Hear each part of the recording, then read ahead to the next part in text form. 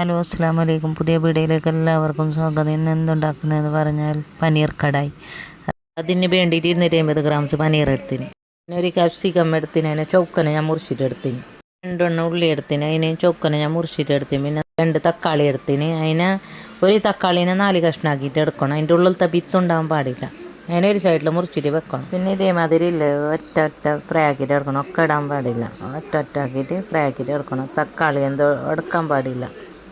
ഇതേമാതിരി ലാസ്റ്റ് പനീർ ഇട്ടിട്ട് നല്ല കാച്ചാൻ പാടില്ല, ഇങ്ങനെ ഒറ്റ കുറച്ച് ഫ്രൈ ആകുമ്പോൾ അതിനെടുത്തങ്ങ ഇതേമാതിരി ഇതാക്കിയിട്ട് അതിനൊരു സൈഡിൽ എല്ലാം ഫ്രൈ ആക്കിയിട്ട് ഈ 4 എണ്ണത്തിന് ഒരു സൈഡിലിട്ടിട്ട് വെക്കണം. നോക്ക് ഇതേമാതിരി.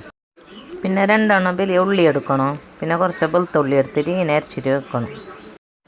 പിന്നെ ഇല്ലേ ഞാൻ മുമ്പ് വറുത്തിട്ട് വെച്ചില്ലേ മസാല, അതിനെ പൊടിച്ചിട്ട് ഒരു സൈഡിൽ വെച്ചിന്.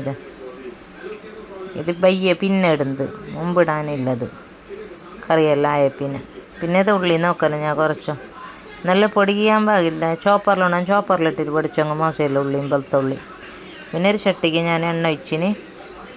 ഇതേമാതിരി ജീരകം ഇട്ട് ഞാൻ പിന്നെ ഇതില്ലേ 4 ചില്ലി, കശ്മീരി ചില്ലി ഇടി, ചുവന്നമുളക് അതിനെ 2 കഷ്ണാക്കിയിട്ട് അങ്ങനെ ഇട്ട് അതിനെ നല്ലത് ഇതേമാതിരി മിക്സ് ആക്കിയിട്ട് എടുക്കണം.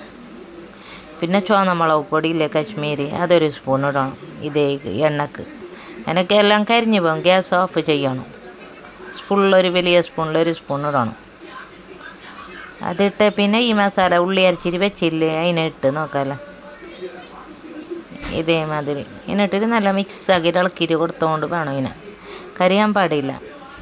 പിന്നെ 2 ഞാൻ വലിയ തക്കാളി എടുത്തിന്, അതിൽക്കില്ലേ 5-8 പറങ്ങട്ടിടണം. പറങ്ങട്ടിട്ട് ഇതിനെ അരച്ചിട്ട് എടുക്കണം ഈ സൈഡിൽ. പിന്നെ ഇതിലൊരു കട്ട് ബൗളെടുത്തിന്, അതിൽക്ക് 3 സ്പൂണ് വലിയ സ്പൂണിൽ ദയ്യിടണം. ഇതേ സ്പൂണില്ല, അതിൽ 3 സ്പൂണ് ദയ്യിടണം.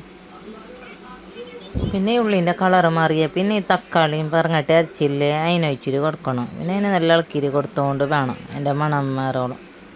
പിന്നെ ഒരു സൈഡിൽ ഞാൻ ഇത് 2 സ്പൂണ് മല്ലിപ്പൊടി എടുത്തിന്, 2 സ്പൂണ് മുളക് പൊടി എടുത്തിന്, 1/2 സ്പൂണ് മഞ്ഞൾപ്പൊടി, ആവശ്യത്തിന് ഉപ്പ്, ഗരം മസാല, കസ്തൂരി മേത്തി. അതിന് ഇത്ര ദയിക്കിട്ടിട്ട് മിക്സ് ആക്കിയിട്ട് ഒരു സൈഡിൽ വെക്കണം. അത് ഈ തക്കാളീൻ്റെ മണം മാറിയ പിന്നെ കളർ മാറിയ പിന്നെ ഇതിനെ ഇട്ടാൻ കഴിഞ്ഞാൽ നോക്കി ഇതേമാതിരി മിക്സ് ആക്കിയിട്ട് കൊടുക്കണം.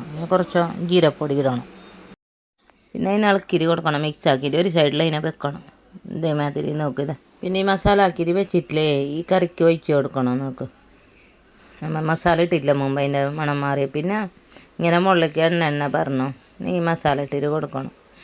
ഇട്ടിട്ട് ഇളക്കിയിട്ട് കൊടുക്കണം. പിന്നെ ഞാൻ ഇത് ഫ്രൈ ആക്കിയിട്ട് വെച്ചിട്ടില്ലേ തക്കാളി, ഉള്ളി, പനീറെല്ലാം, ക്യാപ്സിക്കം അതിനേക്ക് ഒഴിച്ചിട്ട് കൊടുക്കണം. ഇങ്ങനെ ഇട്ടിട്ട് നന്നായി വേവിക്കാൻ പാടില്ല. ഇതിങ്ങനെ ഇളക്കിയിട്ട് കൊടുത്തിട്ട് നോക്കല്ല. പിന്നെ ഈ മസാല ഞാൻ പൊടിച്ചിട്ട് വെച്ച മുകളിലേക്ക് അതിനിട്ടിട്ട് കൊടുക്കണം. ജീരകം, മല്ലി, മുളകെല്ലാം മുമ്പ് ഞാൻ ഫ്രൈ ചെയ്ത് കുറച്ച് ചൂടാക്കിയിട്ട് പൊടിച്ചിട്ട് എടുത്തില്ല, അതിനോട് അതിൻ്റെ മുകളിലേക്ക് കൊത്തമീർ ഇടണം. നമുക്ക് നല്ല റെഡിയായി കറി. ആരും പുതിയതായിട്ട് കാണുന്നുണ്ടെങ്കിൽ ലൈക്ക് ഷെയർ ആക്കാം മറക്കണ്ട. അസ്സലാമു അലൈക്കും. പുതിയ വീടായിട്ട് കാണാം. ബൈ.